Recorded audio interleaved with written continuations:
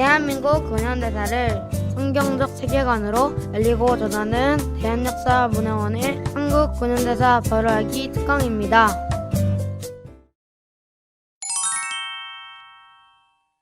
조선에 온 선교사 네 번째 이야기. 질병의 멍에를 끊어준 의료 선교사 이야기를 이어가 보겠습니다. 소주제를 이렇게 정해봤습니다. 객과 고아와 과부를 섬기라. 하나님께서는 이스라엘 백성들에게 객과 고아, 과부를 돌보라고 명령하셨습니다. 성경에서 말하는 객과 고아 그리고 과부는 소외되고 스스로 설 수 없어 도움이 필요한 모든 이들을 통틀어 이르는 말입니다. 그렇다면 조선의 객과 고아, 과부는 누구였을까요? 여인들, 천한 신분에 속한 이들, 병든 자, 그리고 장애인들, 이들이었을 것입니다.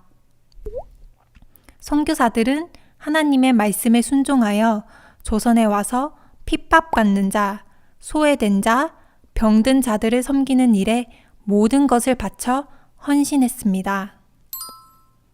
조선은 가정을 보호하고 여성들을 보호한다는 명목 아래 여성들을 남의 눈에 띄지 않게 격리해야 한다는 괴상한 관습이 있었습니다. 그래서 조선의 여인들은 대중 앞에 나서지 못하고 부모의 보호를 받고 살다가 결혼하면 다시 남편 집에 갇혀 지내는 신세였습니다. 헤론 선교사가 제중원의 원장이 되면서 여성들의 진료를 위해 여의사를 초빙하여 부인과를 개설했지만 제중원 의사의 대부분이 남성이다 보니 조선 여성들이 제중원에서 치료받는다는 것은 쉬운 일이 아니었습니다. 왜냐하면 남자 의사가 많은 제중원에서 진료를 받는다면 내외도 모르는 짐승 취급을 받았기 때문이죠. 이런 조선 여성들의 고충을 지켜보던 메리 스크랜튼 선교사는 자신을 파송한 미국 감리교 해외 여성 선교회에 조선 여성들과 어린이들을 위한 전문 병원을 세워달라 청원했고, 선교부는 메타 하워즈 선교사를 조선에 파송하여 1887년 10월 정동에 조선 여성을 위한 전문 병원이 세워졌습니다. 1888년 고종은 이 병원에 보구여관이라는 이름을 하사했습니다. 이름의 뜻처럼 보구여관은 천대받던 조선 여성들을 구하고 보호하는 집이 되었습니다. 잠깐 보구여관의 성장 역사를 살펴볼까요? 1887년 10월 31일 메타 하워즈가 정동에서 처음 여성 환자 진료를 시작한 이래 로제타 셔우드 홀, 메리 커틀러, 릴리안 해리스, 엠마 언스버거, 바게스터, 아만다 힐만 등 많은 여성 의사들이 조선 여성과 어린이 진료에 힘쓰며 조선의 객과 고아, 과부된 이들에게 질병으로부터 자유를 선물했습니다. 보구여관은 환자 진료 외에 의료 선교와 의학 교육, 간호 교육에도 매진하여 미국에서 의학을 공부하고 의사가 된 우리나라 최초의 여성 의사 바게스터와 최초의 간호사 이그레이스, 김마르다를 배출하기도 했죠.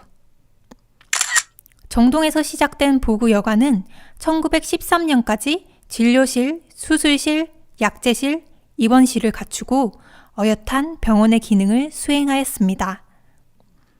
1892년 동대문에 보구여관의 분원인 볼드윈 진료소가 설립되었고 1912년 이 자리에 동대문 부인병원이라고 불리던 릴리안 해리스 기념병원을 신축하여 1913년에 보구여관과 완전히 통합하였습니다. 동대문 부인병원은 해방 이후 이화여자대학교 의과대학 부속 병원이 되었고 2008년 이대 목동병원과 통합되었습니다. 다시 보구여관의 시작으로 돌아가서 이야기를 해볼까요? 메타 하워즈 선교사는 보구여관에서 수많은 조선 여성과 어린이를 치료했습니다.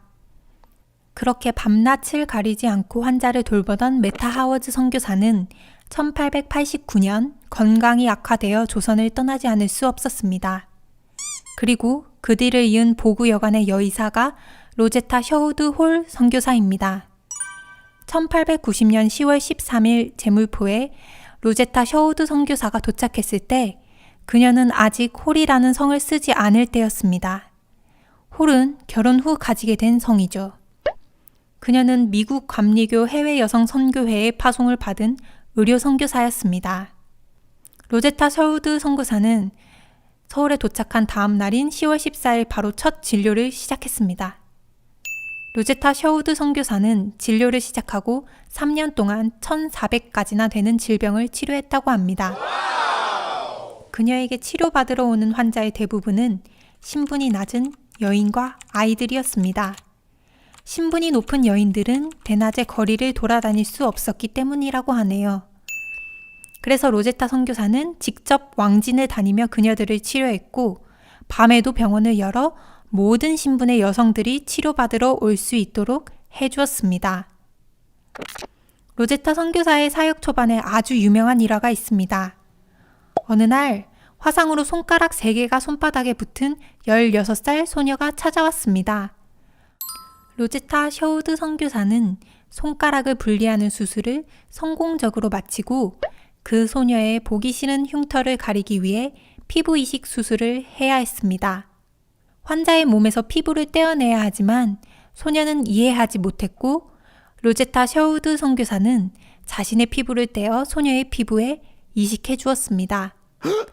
선교사의 그 놀라운 행동을 본 주변 사람들까지 기꺼이 자신의 피부를 내주어 이 소녀는 무사히 치료를 받았고 태어나게 되었지요. 그리고 얼마 후 비가 몹시 많이 내리던 밤, 한 남성이 보구 여관에 찾아와 부인을 위해 약을 지어달라고 요청했습니다. 알고 보니 부인은 아주 위독한 상태였던 것이죠. 로제타 선교사는 즉시 그의 집으로 가려고 일어섰습니다. 남자는 놀랐습니다. 비가 이렇게 많이 내리는 밤에 로제타 선교사가 자기 집으로 함께 가줄 것이라고는 상상도 못했기 때문이죠. 그때 병원 일을 돌봐주던 남자 직원 귀수가 이렇게 말했습니다. 조선 여인에게 자신의 피부까지 떼어준 의사인데 이 정도 비 때문에 왕진을 안 가겠는가? 라고 말입니다. 로제타 셔우드 선교사는 하나님의 부르심에 순종하여 의술을 통해 조선 여성을 구하고 돌보는 일에 모든 것을 바친 하나님의 신실한 종이었습니다. 그녀는 이화학당의 학생 중 2명을 진료를 돕도록 훈련시켰습니다. 한 아이는 일본 소녀 오아카, 한 아이는 조선 아이 점동이었습니다. 로제타 선교사는 이 2 소녀를 자기 일만 돕게 하려고 훈련한 것이 아니었습니다.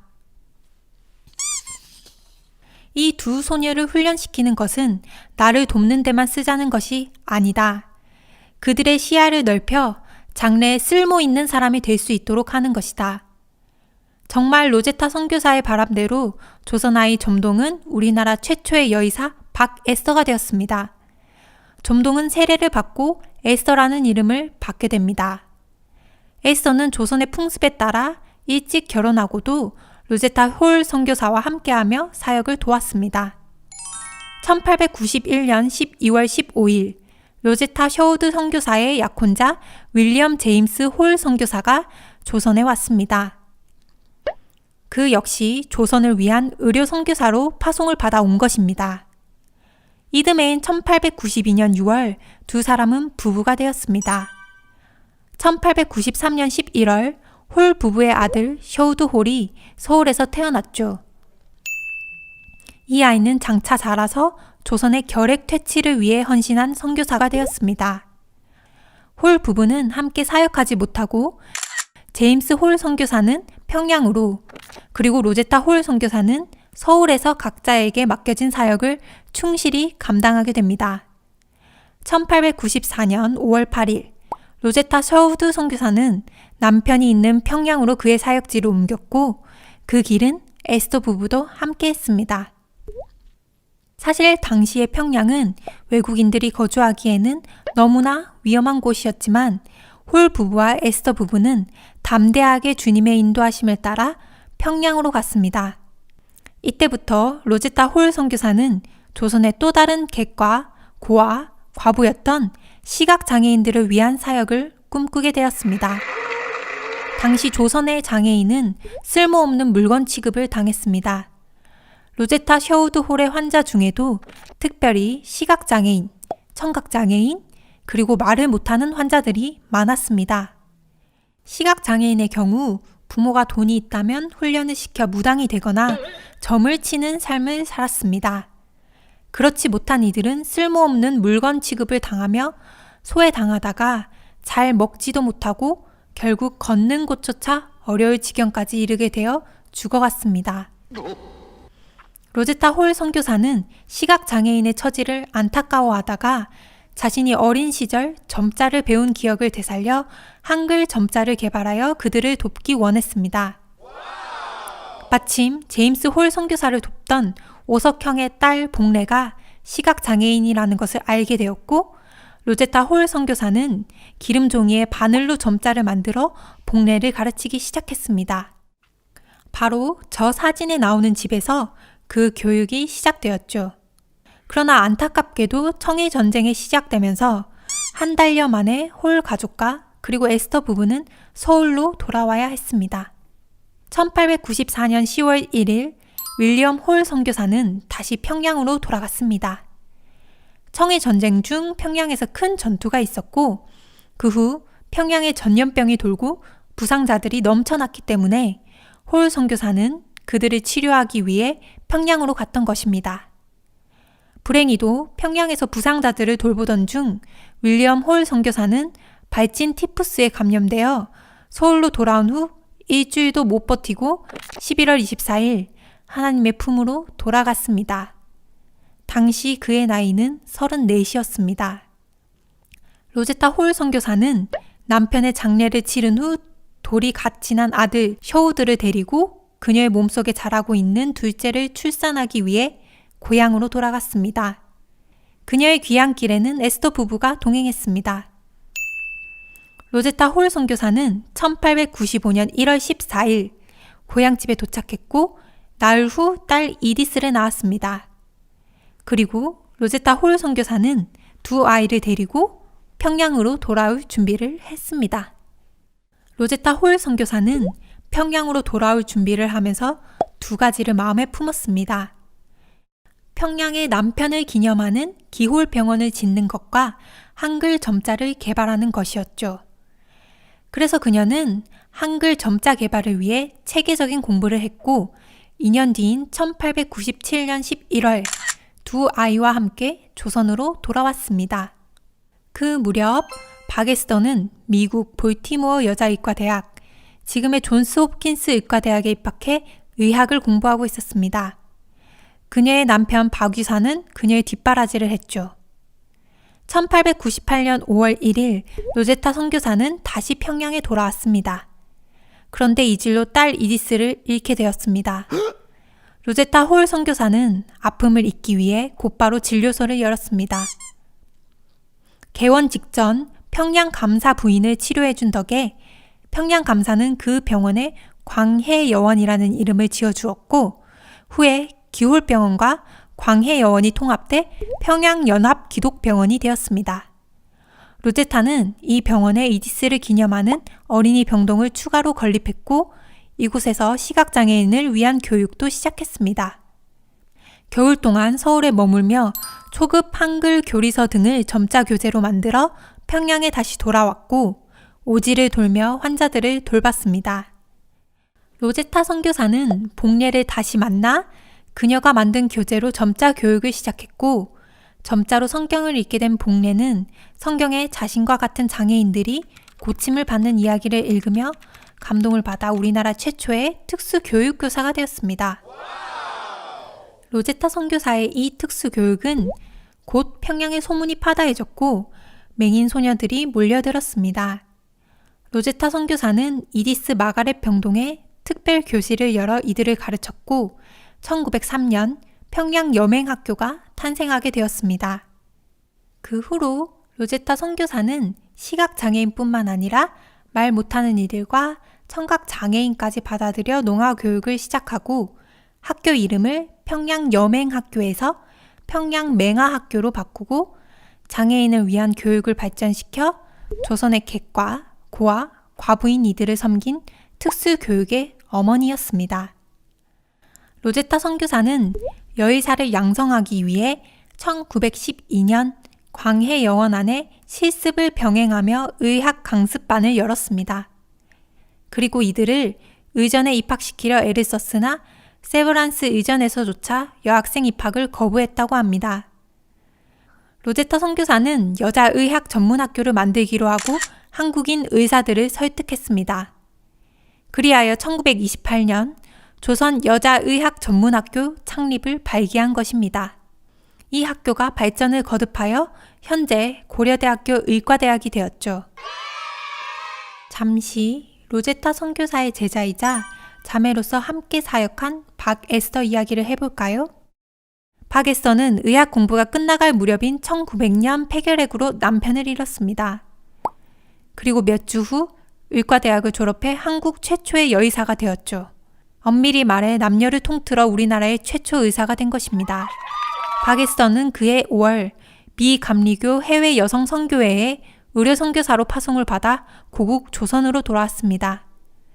그리고 보구 여관에서 평양에서 자신이 누린 자유를 조선 여인들에게 헌신적으로 나눔을 봉사하다가 1910년 4월 폐결핵으로 세상을 떠났습니다.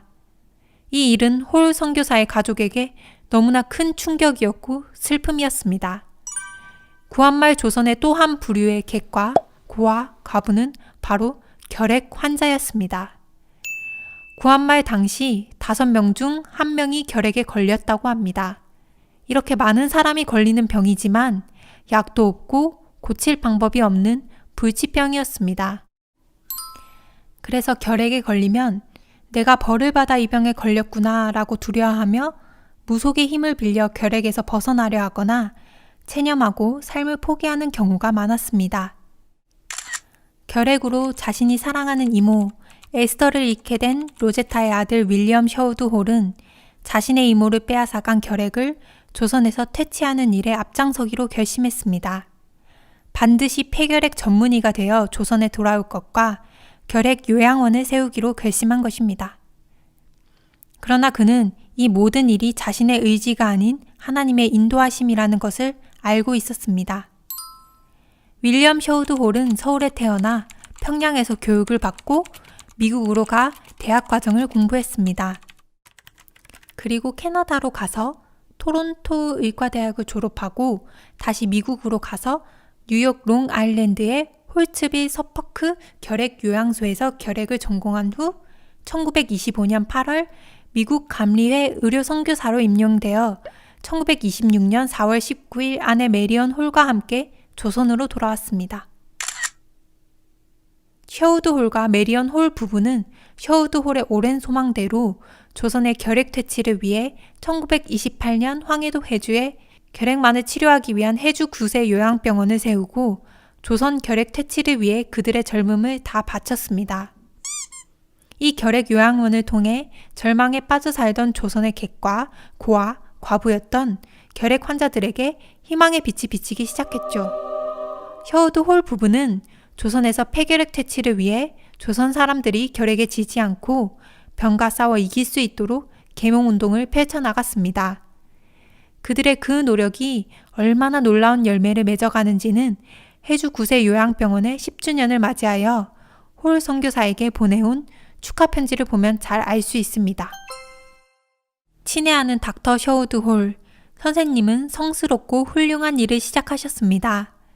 오늘은 해주 결핵 요양원의 설립 10주년 기념일입니다. 요양원의 눈부신 발전은 선생님의 피와 땀의 결정입니다.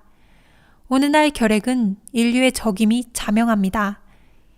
그러나 10년 전만 해도 우리 조선 사람들은 그런 사실을 이해하지 못했습니다. 선생님께서 요양원을 설립하신 후로 환자들이나 일반 대중이 결핵에 대한 지식이 모자라 병마와 싸우는데 많은 어려움이 있었던 걸로 압니다. 선생님은 결핵에 걸려 깊은 절망에 빠졌던 많은 사람을 치료하셨습니다. 선생님은 병을 고쳐주셨을 뿐만 아니라 결핵 예방운동을 시작하셨고 결핵퇴치협회의 지도자로 훌륭한 역할을 하셨습니다. 선생님께서 생애의 황금기를 이 사업을 위해 바치셨기에 많은 사람이 행복을 찾을 수 있게 되었습니다. 선생님의 사랑은 태산보다 높고 황해보다 깊습니다.